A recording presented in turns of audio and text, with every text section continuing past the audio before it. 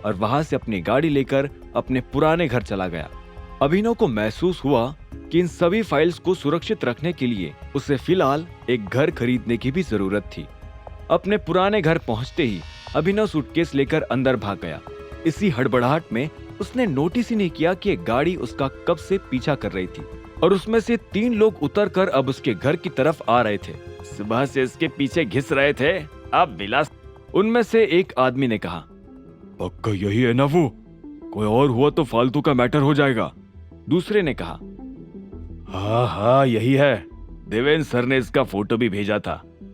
इन तीनों को वैभवी के बॉयफ्रेंड देवेन ने ही भेजा था अभिनव पर हमला करने के लिए।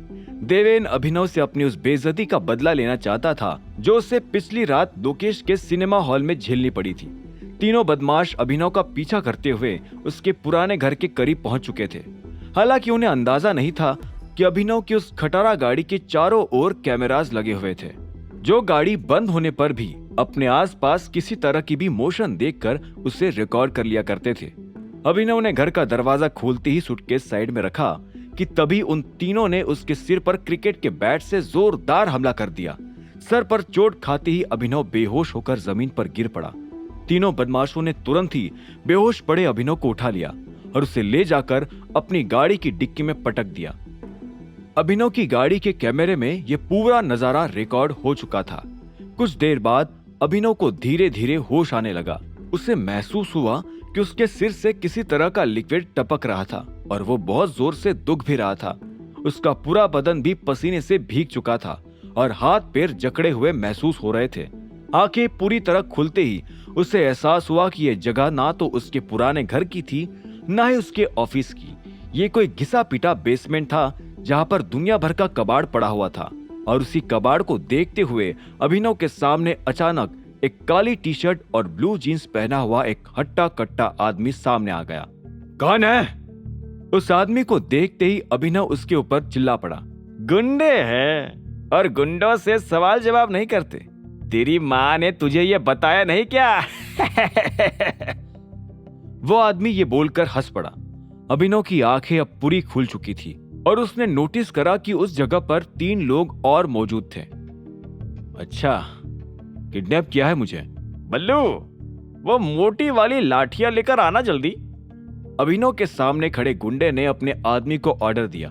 कितने पैसे चाहिए तुझे? अभिनव ने पूछा। इस बात पर वो गुंडा जोर से हंस पड़ा। अगर पैसे ही चाहिए होते तो दिन दहाड़े लूट लेते तुझे, समझा? आज किडनैप तो तुझे बजाने के लिए किया है, ताकि तुझे ये याद रहे कि देवेन भाई से क्यों पंगा नहीं लेना चाहिए। अच्छा, तो तू देवेन का कुत्ता है? अभिनव ने बड़बड़ाते हुए कहा।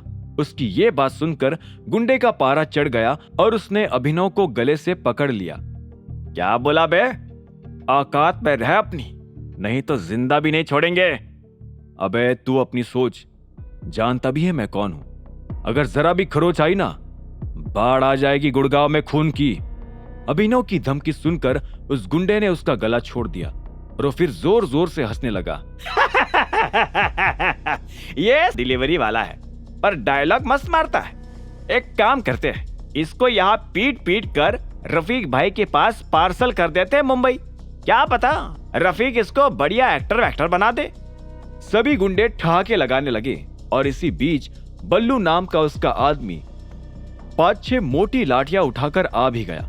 अभिनव उन गुंडों से लड़ भी लेता अगर उसके हाथ पैर मजबूती से ना बंधे होते तो।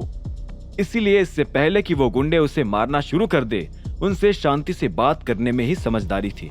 रुक जा, अभिनव अचानक चिल्ला पड़ा।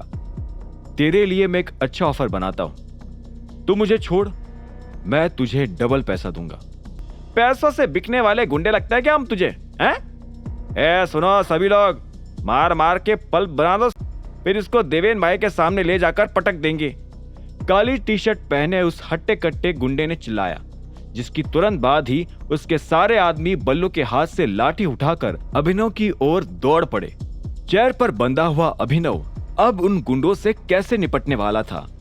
आगे की कहानी जानने के लिए देखें अगला एपिसोड सिर्फ पॉकेट एफएम के यूट्यूब चैनल पर, और द रिटर्न ऑफ टाइगर के सारे एपिसोड्स को सुनने के लिए डिस्क्रिप्शन में दी लिंक से डाउनलोड करें पॉकेट एफएम ऐप।